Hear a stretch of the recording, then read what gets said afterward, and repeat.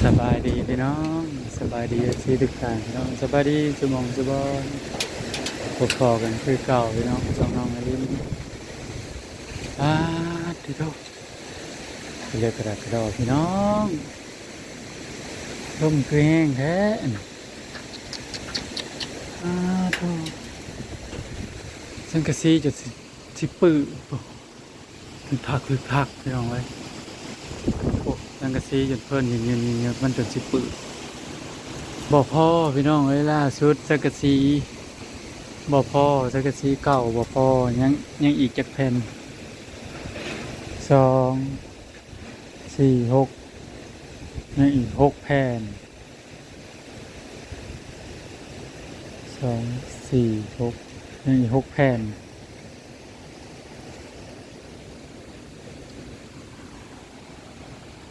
สังกะสีบ่พ่อพี่น้องเอ้ยยังอีก6 แผ่นเนาะโอ้ยเอารถไถเขามาจอดเรียบร้อยพี่น้องเอ้ยอ่ะฝีมือผู้เดียวพี่น้องจักเที่ยงหรือบ่เที่ยงเอ้ยบ่อยากเที่ยงครับเสาตัวนี้มันโคกมันโคดเนาะเสาตัวนี้โคดยับเขาอีกบ่อยากเที่ยงปานใดพี่น้องเอ้ยยามันบ่ได้จอดสมเฮ็ดผู้เดียวอะไรพี่น้องเอ้ยบ่ได้หาไผมาซอยเฮ็ดผู้เดียวบ่เที่ยงก็ยาบ่ได้จอดเพิ่นโอ้ยเปิดเบิดเลยโอ้มันตียืนยักอยู่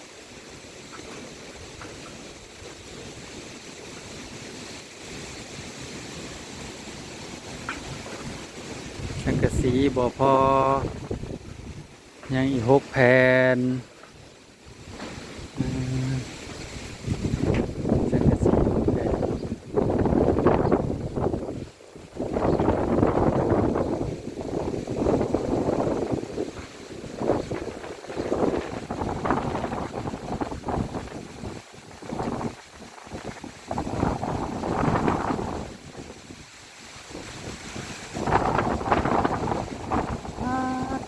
ยืนกะสิลม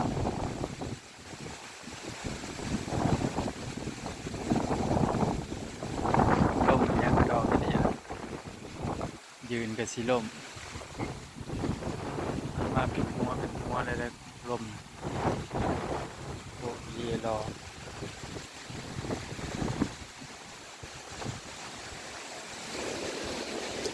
เด็กกงกะโอ้ยเนาะดันตัวนี้ออกไปอีกจักว่าได้เรื่องดันตัวนี้เข้ามา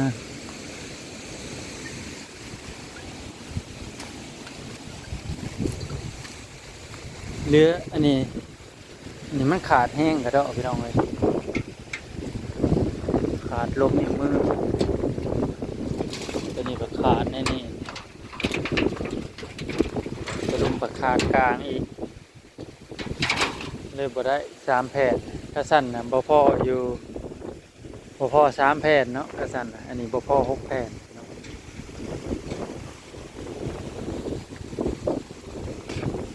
นี่บ่พอ6 แผ่นพี่น้อง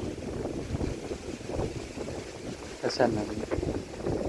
บ่พอ3บ่พอ6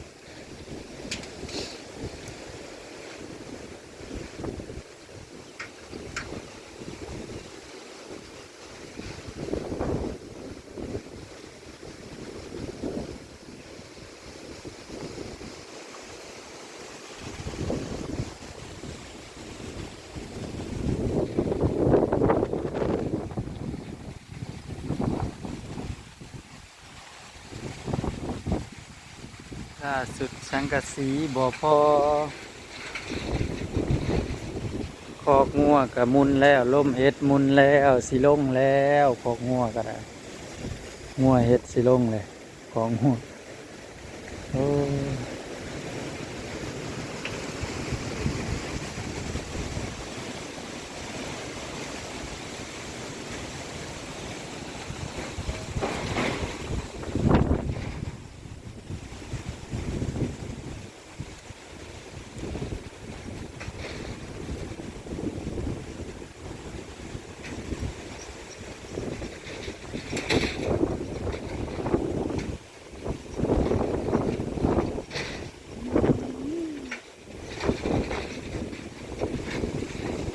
ชาติลมเอ้ยคือกระดอกกระเดียแท้ลมพวกมัวก็จะติดปิวเลยอ่าโคตรว่าลมมาเรียรอ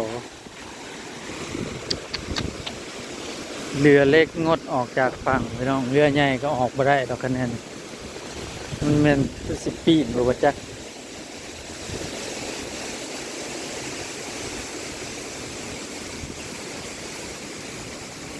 มาหาใส่เรือเล็กเรือใหญ่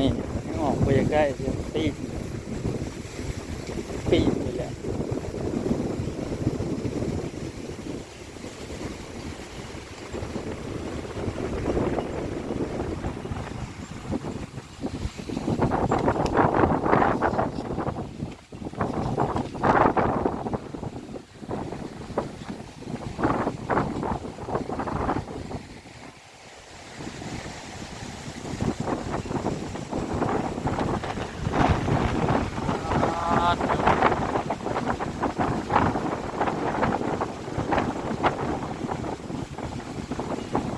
ลมกระดอกกระเดียแท้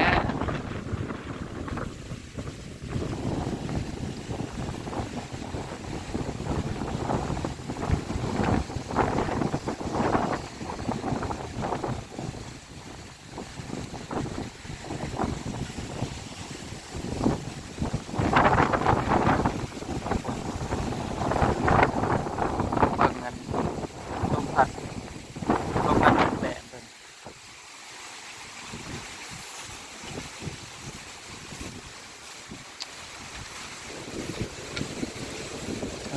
โธ่ลมแห้งเลยกระยานแท้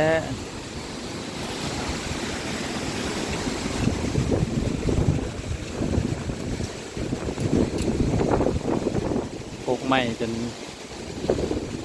สิฮักคงไม่หิวนั่นนี่แหละพี่น้องเลยก็จังบรรยากาศต้นไม้ไก่เฮือนนะพี่น้อง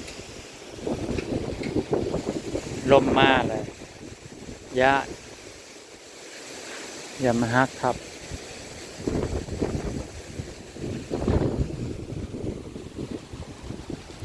รถเขาจอดได้แต่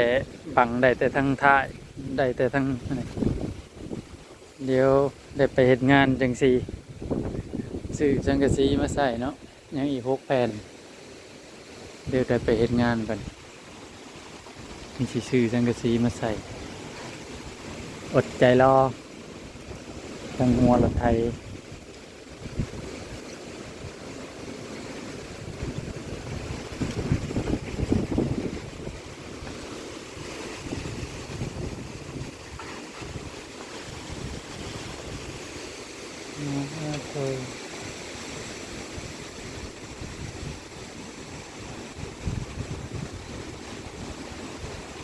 ลมแท้ลมว่าลมแห้งก็ดีรอ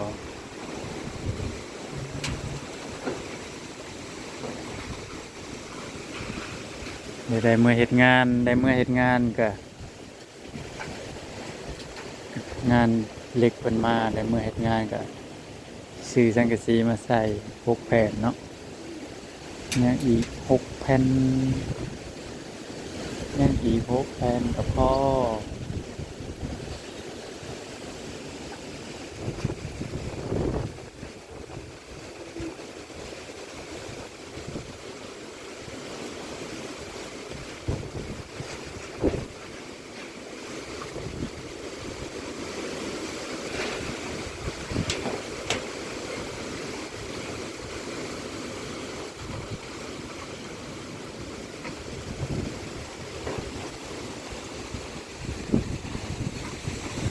วันนี้ก็ลาเลยพี่น้องผิดพลาดประการใดก็ขอโทษขออภัยนำในลายพี่น้องขอบคุณที่ทุกท่านที่เข้ามารับชมมาเบิ่งมาชมเนาะโดดลมยังกระดอกกระเดียกระสีว้ายจังกระสีจะสุดเปิด